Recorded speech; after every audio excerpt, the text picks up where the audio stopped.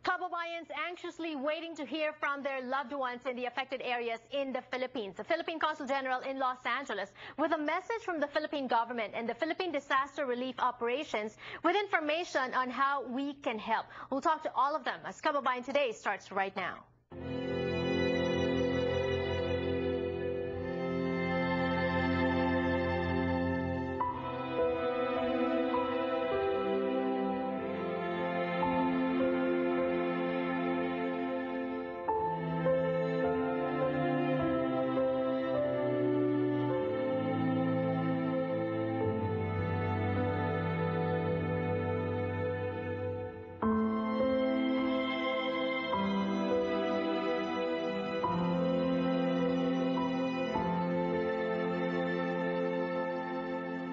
Hindi pa rin po maganda ang mga balita mula sa Pilipinas.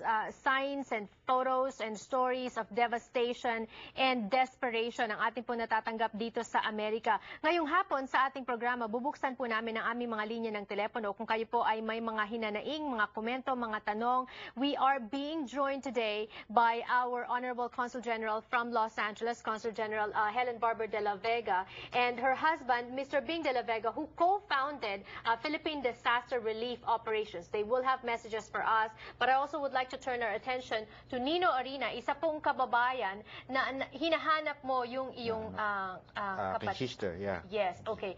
We've been getting email and Facebook messages from viewers asking for help. Here's an example. The first one is an email from Haro Leyte.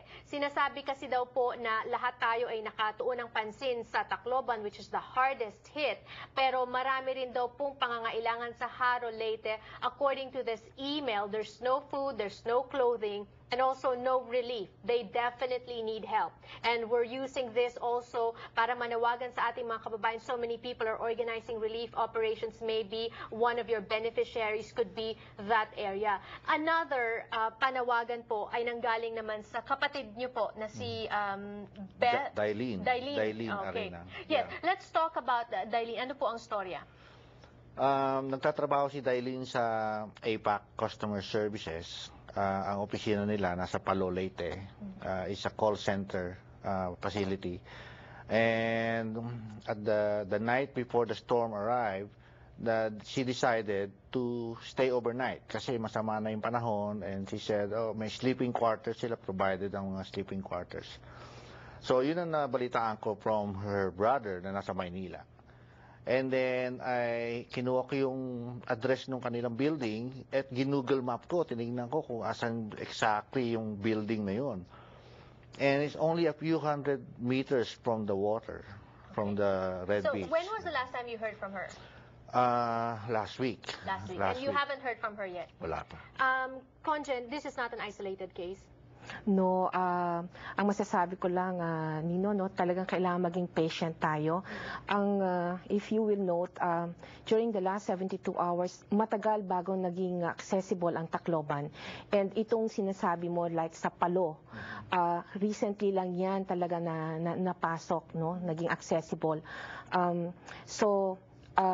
think may pathfinder, I think nasabi mo na, tinignan mo sa Google, but then nag-create kami ngayon sa Department of Foreign Affairs ng coordinating unit, and dito mismo sa konsulado, mamaya masasabi natin, nagtayo kami ng parang platform, yung lapcg.relief@gmail.com.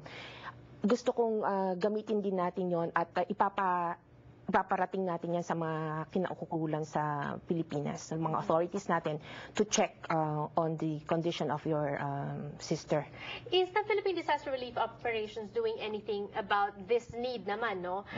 I know that last Sunday you had a walk to raise funds for relief, and you're planning another one. Are we doing anything naman din para dun sa mga kababayan natin na naghahanap ng mga kamag-anak nila sa Pilipinas?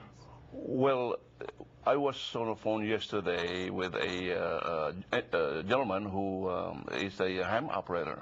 Okay. They are planning to put up a station somewhere near Filipino town, to link with their brothers who are ham operator in the Philippines. Okay. They like to set this up as soon as possible. Okay. Given the difficulty in contacting the loved ones in Tacloban. Okay. I will give an update on this.